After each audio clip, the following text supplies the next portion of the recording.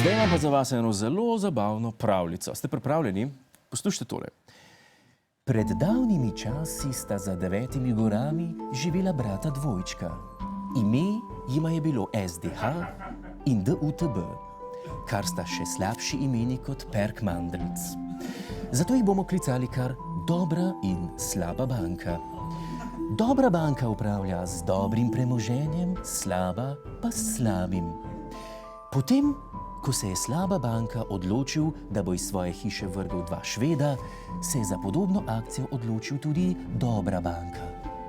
Pri nas pa še naprej duhove buri razrešitev starega in imenovanje novega vodstva Slovenskega državnega holdinga. Zdaj celo prvi mož nadzornega sveta holdinga Aleksandar Belič priznava, da so zamenjali vodstvo, ki je dobro delalo.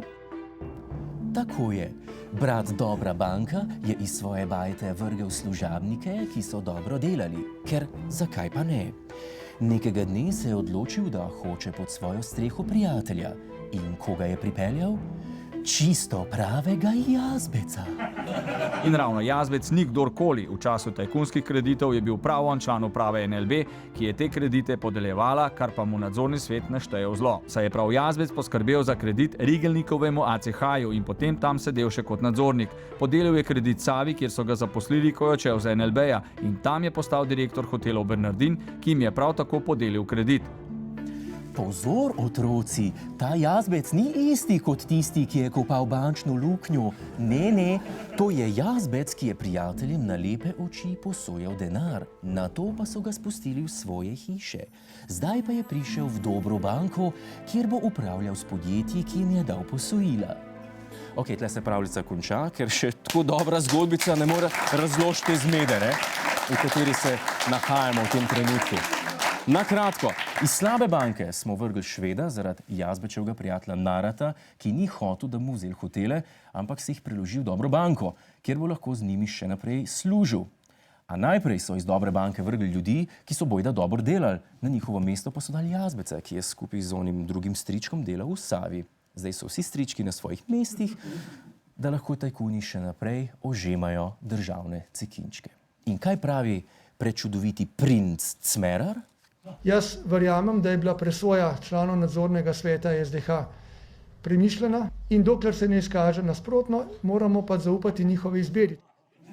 Ok, princ stričkom iz bank zaupa in jih pridno zagovarja, če pa se slučajno izkaže, da so ga posračkali, bo zahteval dodatna pojasnila, stvari bo preučil, zgodil se ne bo pa nič. In bankirji so srečno živeli do konca dni.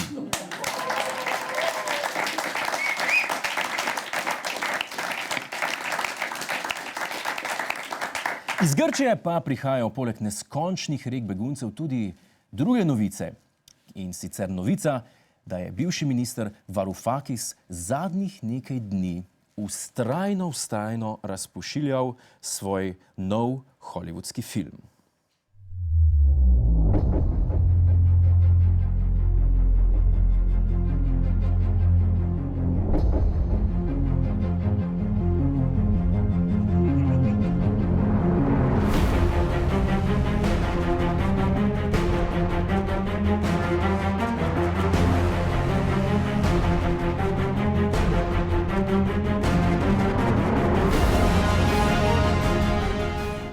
Tako je, dame in gospodje. Še mal pa bo vsak vaš kakec, ki ga pustite na skretu, rabu svoj trailer. In kaj oglašujejo? V nedeljo smo zvedeli, da grški Gianni Riavec ni isti, no? In njegova banda ustanavlja čisto svoj medij. Ker, če ga ima lahko Janez, zakaj ga ne pa še Janis? Spremeniti hočejo medije. Spremeniti hočejo medije, ki so kao skorumpirani, podobno kot Janez. In ker JTV razen dolgočasne tiskovke ni za svojo promocijo naredila nič, ampak čist nič, smo jim mi posneli oglas, tako kot princu, po zgledu Varoufakisa.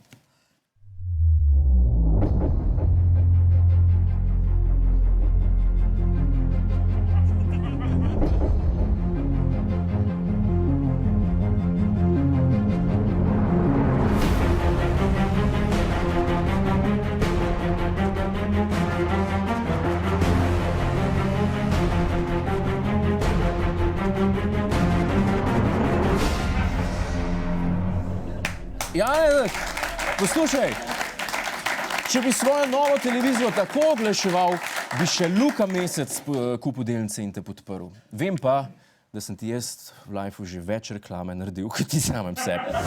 Hvala za ogled, ne pozabi pa tudi na Ta teden z Juretom Godlerjem ob četrtkih ob 22:40 na Planetu.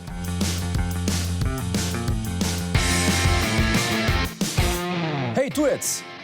Polajkaj nas na Facebooku, posledi nas na Twitterju in naroči se na naš YouTube kanal.